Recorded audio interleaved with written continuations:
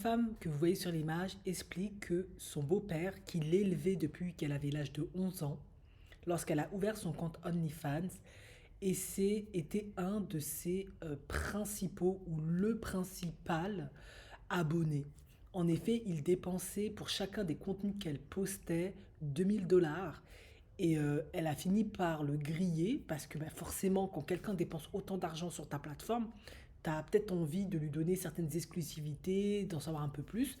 Et en fait, elle a découvert que c'était son beau-père. Et quand bah, elle l'a balancé à sa mère, il a nié devant tous ses amis, à la maman, etc. Et elle est profondément choquée parce qu'il semblerait qu'elle faisait du contenu avec son partenaire de l'époque. Et du coup, elle explique que son beau-père l'a regardé faire ce qu'elle avait à faire avec son compagnon pendant des mois et des mois. Et elle explique, vous imaginez les traumas familiales que j'ai chez moi. Évidemment, les gens n'ont absolument pas cru, ils ont dit que c'était une mytho, parce qu'ils trouvent que cette chose est tellement extrême et c'est tellement dommageable pour sa réputation, la réputation de son père et le couple de sa mère, que c'est quelque chose qu'elle n'aurait pas dû partager en public, elle aurait dû le garder pour elle. Donc ils ont dit, honnêtement, on peut partager beaucoup de choses, mais ça c'est hors limite.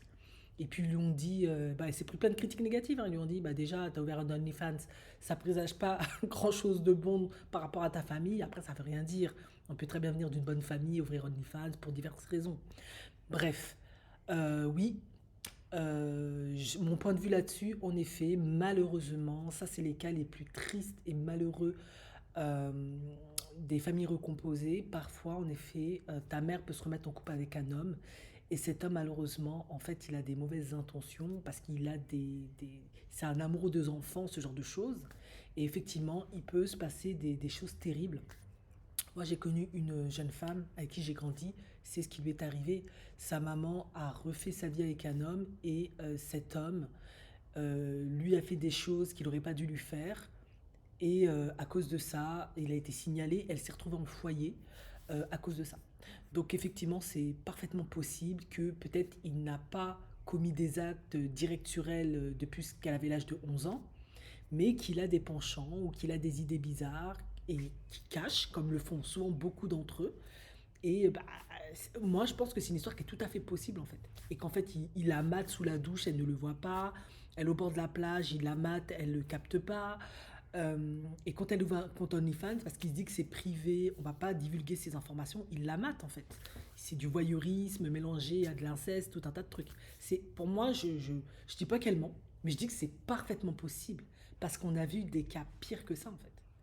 Donc voilà, les gens, parce que c'est, ils ont peut-être raison, qu'elle devrait peut-être pas partager ça en public. Mais après, on ne sait pas aussi pourquoi elle l'a fait. Peut-être qu'elle voulait se sentir soutenue, entendue, comprise. À l'heure des réseaux sociaux, ça commence à devenir compliqué. Qu'est-ce qui est juste à divulguer? Qu'est-ce qui est juste à ne pas divulguer? Qu'est-ce qu'il ne faudrait pas divulguer? Voilà.